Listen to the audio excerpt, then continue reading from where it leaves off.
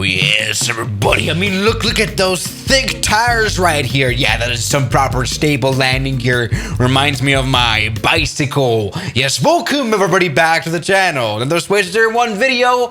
And everybody, in today's video, we're gonna travel back in time to pretty much like 100 years ago, really. And yes, everybody, in today's video, it is time to finally talk about the legendary Fokker F10, everybody, or as I like to pronounce it, the Fokker F10. You know, on YouTube it is very restricted to say the name of this proper aircraft manufacturer of Fokker. It kind of does sound like another word that you're not really allowed to use on YouTube, but that is another story. Already for today's video, I've spent around 15 bucks here on the Microsoft Marketplace here. You've been able to buy this plane now for a few months now, and it's finally time to talk about this interesting plane properly. It's only got a rating of 3.6 stars though, which kind of does worry me. Anyway, it is always very nice to see planes like this added into the flight simulators just so we can relive history. It's kind of like a museum really, but it's very interactable. You can fly these planes. Now, when you spend 15 euros on an add-on like this, which is not even too much, you do get quite a few things offered to you. We've got like, how many versions is that? 5 versions of the F10. Got the F10 1 motor, right? Got the 3 motor versions. We got them in skis, normal landing gear, very crappy landing gear, but landing gear. We've got some floats as well. Yes, you can fly this plane on water. Then you've got a 3M retrofit version.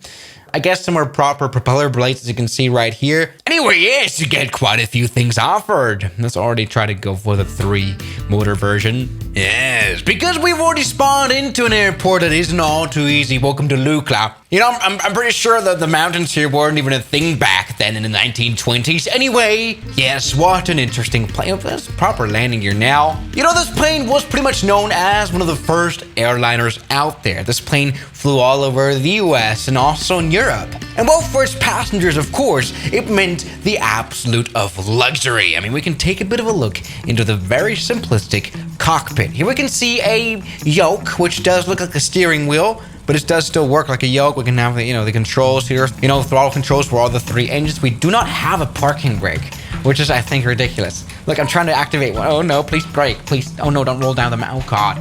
Do we not have a brake? Jesus Christ.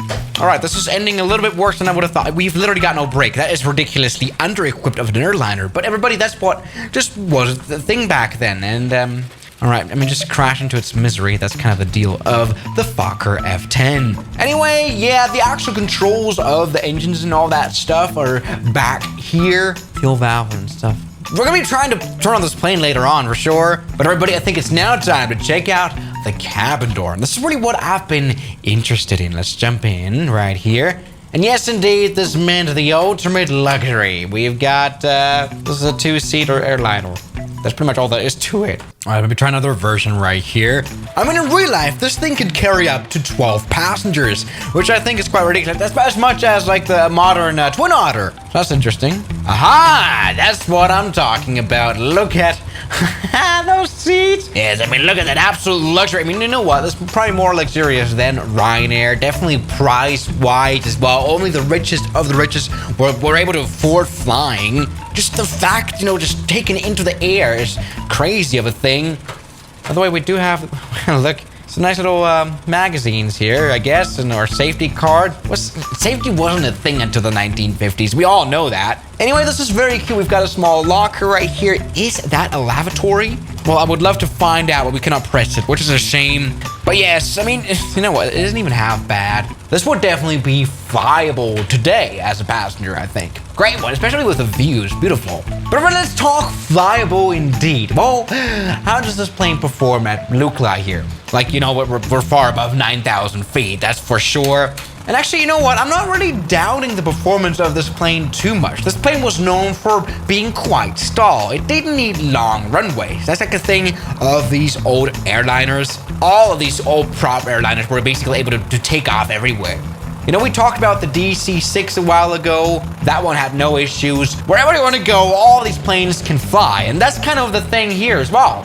I mean, it's not fast, but this plane doesn't need a lot of speed to take off, that's for sure.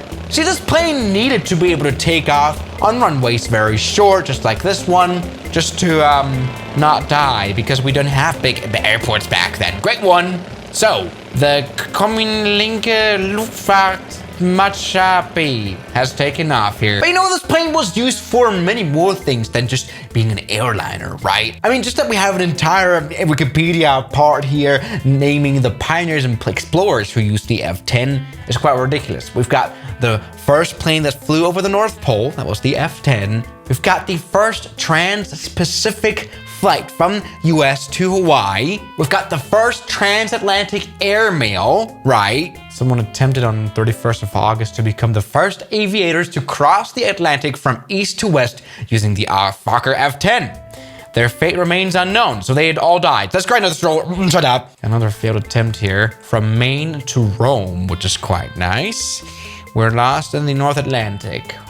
What a shame. And yes, of course, the F-10 was the first aircraft to cross the Pacific from the US to Australia. Also, Amelia Earhart, who was the first woman to cross the Atlantic in a plane, was on an F-10. You know, it is fair to say that the F-10 definitely changed the world of aviation that we live today.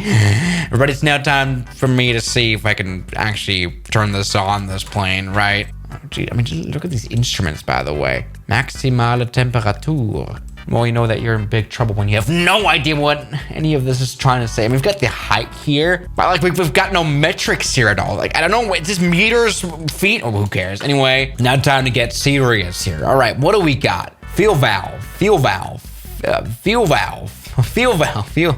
All right, you know what? I think I've messed up. All right, okay, we've got the battery right here. Okay, engine master, primer.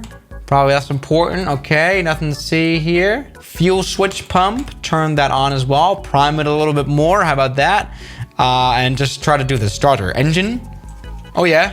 Okay, now time to get the magneto going. I have no idea what I'm doing. All right, both. Oh, the camera view's broken, but everybody, our engine has started up. Okay, you know what? This plane, control-wise, was a bit simple, of course. We've got no MCDU to configure here. Already crashed it. But that, of course, doesn't mean this plane was easy to fly, as this plane wasn't even known for being hard to control, especially in the air. We might just want to figure that out now. Welcome to Saba. Right. Full power here indeed. Of course, we've got no flaps. Anything notable? Nothing of that. All right, so let's take off right here. The 40 knots, this plane can go off. It doesn't really care.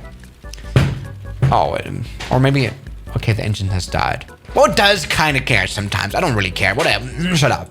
All right, it's coming for a landing right here. Welcome to Saba now in the 3-engine variant. Once again, give this a bit of a try. Jesus Christ! I mean, look at this cockpit now. Here one. All right, come on. All right. Okay, the whole flight simulator is broken by. Look at that. Yeah, nothing to see here on the F-10 indeed. Let's try to do, come on.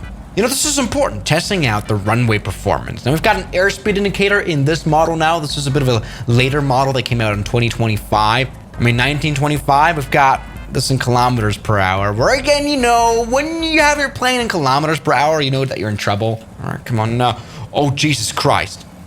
All right, just a landing. Don't worry, don't flip over. Come on, brakes. How good are the brakes? I think they might just disappoint, which they do.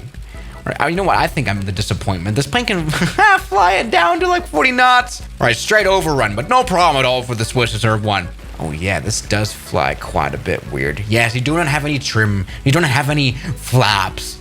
Oh, look. Oh, it's really not easy to fly. I was pulling up all the way right here at a speed of 60 knots. Something that should definitely work according to this airspeed indicator. I just completely crashed the Fokker, I do have to say. Good video, Swizz. Yeah, that's what a few people mentioned here in the reviews of this plane. You know, these planes were very, well, unforgiving at that time. Very unforgiving. Too unforgiving, maybe. Oh, not that unforgiving. Oh, Jesus Christ, that was so close to absolutely killing everybody and stuff. We've survived. Oh, shut up. Oh, please stop now. Stop. Oh, yeah, no, the brakes aren't great. I've just completely overrun. Good one. Right, everyone has died on the F-10. I like to see that very much. Yes, we could see that already at the beginning of this video. The braking power isn't all too great, but That's kind of what you have to say. So regarding the F10, is it a whole lot better than the Ford Tri-Motor or something? I mean, that one came out around 2 years later. Definitely not. You know, the Tri-Motor is just a bit more legendary and a bit, look at this, it's a bit more beefy as well. You know, this is not that much of an airliner as this is. Does the F10 lay a foundation for everything we have today? Pretty much. So yeah, guys, thank you so much for watching today's video, and I'll see you guys tomorrow. As always, good night.